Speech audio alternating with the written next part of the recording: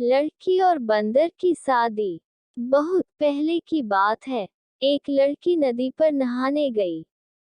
उसने नहाने के लिए अपने कपड़े उतार कर किनारे पर रखे और नहाने के लिए पानी में चली गई। जब वह नहा रही थी तो एक बंदर आया और उसके कपड़े उठा कर ले गया। लड़की ने बंदर का पीछा किया और चिल्ला कर बोली, ओ बंदर, रुक जाओ, मेरे कपड़े वापस करो। बंदर बोला, अगर तुम मुझसे शादी करोगी तभी मैं तुम्हारे कपड़े वापस करूंगा। लड़की यह सुनकर हैरान रह गई।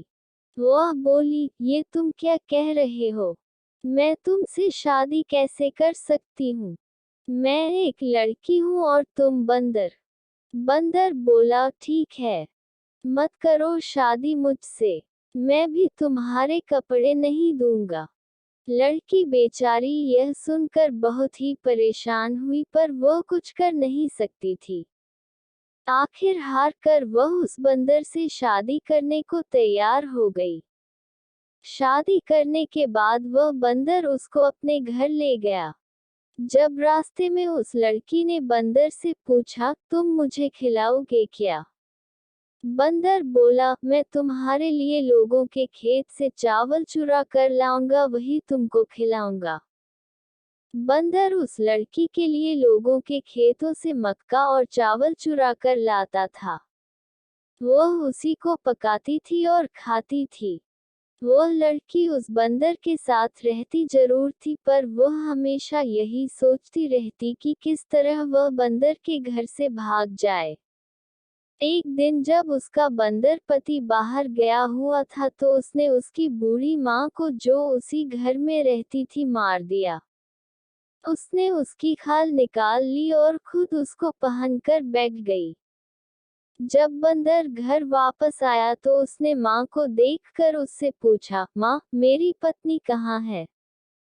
उसकी पत्नी, जो उसकी माँ बनी बैठी थी, बोली, बेटा, मुझे क्या मालूम तेरी पत्नी कहाँ है, कहीं भाग गई होगी।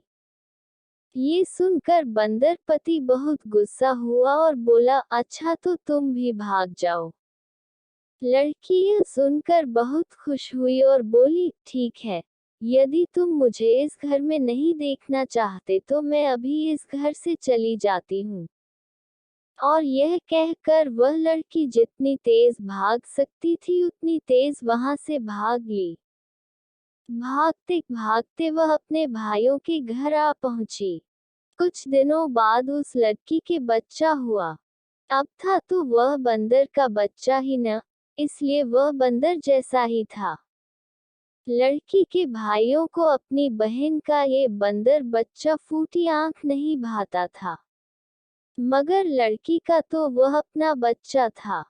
धीरे धीरे वह बंदर बच्चा बड़ा हो गया। एक दिन उसकी माँ ने कहा, मेरे बेटे, अब तू बड़ा हो गया है। अब तुझे जंगल चले जाना चाहिए और अपने पिता के पास ही रहना चाहिए। ये सुनकर वह बंदर बच्चा जंगल चल दिया।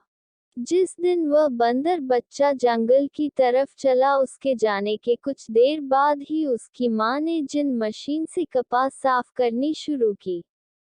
जब उस मशीन की आवाज बंदर बच्चे के कानों में पड़ी तो वह बोला, ओह, मेरी माँ अकेली कपास साफ कर रही है।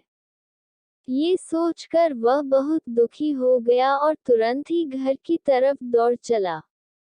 लेकिन अगले दिन उसने फिर बंदर बच्चे को जंगल भेज दिया और उस दिन उसने कपास साफ करने वाली मशीन नहीं चलाई। सो बंदर का बच्चा भी जब पेड़ पर चढ़ा तो उसे मशीन की आवाज नहीं सुनाई दी और वह फिर हमेशा के लिए जंगल की तरफ चला गया। दोस्तों, अगर हमारी कहानी अच्छी लगी हो तो लाइक करें, शेयर करें और सब्सक्राइब करें तथा बेल आइकन का बटन दबाना न भूलें। धन्यवाद।